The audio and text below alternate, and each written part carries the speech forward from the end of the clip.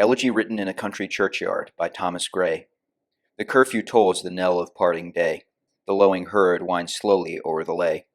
The ploughman homeward plods his weary way, and leaves the world to darkness and to me. Now fades the glimmering landscape on the sight, and all the air a solemn stillness holds, save where the beetle wheels his droning flight, and drowsy tinklings lull the distant folds.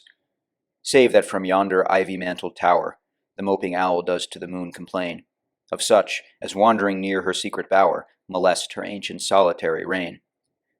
Beneath those rugged elms that yew trees shade, where heaves the turf in many a mouldering heap, each in his narrow cell forever laid, the rude forefathers of the hamlet sleep. The breezy call of incense-breathing morn, the swallow twittering from the straw-built shed, the cock's shrill clarion, or the echoing horn, no more shall rouse them from their lowly bed. For them no more the blazing hearth shall burn, or busy housewife ply her evening care. No children run to lisp their sire's return, or climb his knees, the envied kiss to share. Oft did the harvest to their sickle yield, their furrow off the stubborn glebe has broke. How jocund did they drive their team afield! How bowed the woods beneath their sturdy stroke! Let not ambition mock their useful toil, their homeful joys and destiny obscure, nor grandeur hear with a disdainful smile the short and simple annals of the poor. The boast of heraldry, the pomp of power, and all that beauty, all that wealth e'er gave, awaits alike the inevitable hour. The paths of glory lead but to the grave. Nor you, ye proud, impute to these the fault, if memory o'er their tomb no trophies raise, where through the long-drawn aisle and fretted vault the pealing anthem swells the note of praise.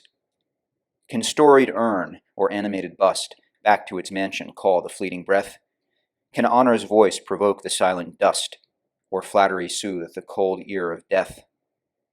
Perhaps in this neglected spot is laid some heart once pregnant with celestial fire, hands that the rod of empire might have swayed, or waked to ecstasy the living lyre. But knowledge to their eyes, her ample page, rich with the spoils of time, did ne'er unroll. Chill penury repressed their noble rage, and froze the genial current of the soul. Full many a gem of purest ray serene, the dark unfathomed caves of ocean bear. Full many a flower is born to blush unseen, and waste his sweetness on the desert air. Some village Hampton, that with dauntless breast the little tyrant of his fields withstood, some mute inglorious Milton here may rest, some Cromwell guiltless of his country's blood. The applause of listening senates to command, the threats of pain and ruin to despise, to scatter plenty o'er a smiling land, and read their history in a nation's eyes.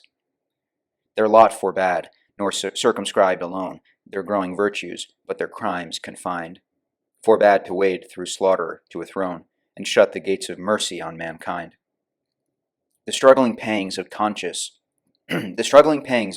truth to hide, to quench the blushes of ingenuous shame, or heap the shrine of luxury and pride with incense kindled at the muse's flame. Far from the madding crowd's ignoble strife, their sober wishes never learned to stray. Along the cool sequestered vale of life, they kept the noiseless tenor of their way.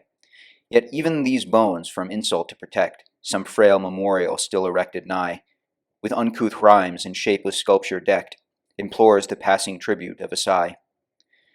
Their name, their years, spelt by the unlettered muse, the place of fame and elegy supply, and many a holy text around she strews, that teach the rustic moralist to die. For who to dumb forgetfulness a prey, this pleasing anxious being ere resigned, left the warm precincts of the cheerful day, nor cast one longing, lingering look behind. On some fond breast the parting soul relies, some pious drops the closing eye requires. Even from the tomb the voice of nature cries, even in our ashes live their wonted fires. For thee, who mindfulness of the unhonored dead, dost in these lines their artless tale relate, if chance by lonely contemplation led, some kindred spirit shall inquire thy fate.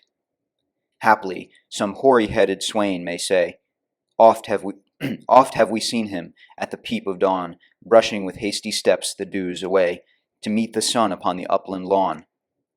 There at the foot of yonder nodding beech, that wreathes its old fantastic roots so high.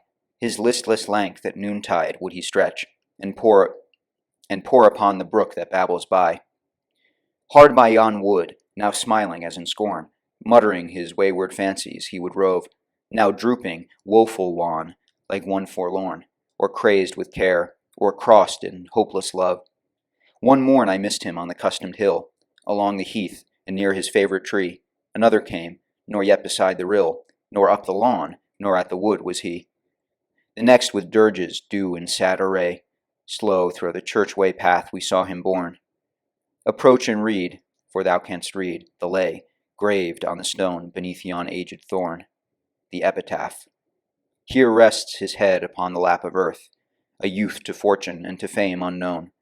Fair science frowned not on his humble birth, and melancholy marked him for her own. Large was his bounty, and his soul sincere. Heaven did a recompense as largely send. He gave to misery all he had, a tear. He gained from heaven, 'twas all he wished, a friend. No farther seek his merits to disclose, or draw his frailties from their dread abode. There they alike in trembling hope repose, the bosom of his Father and his God.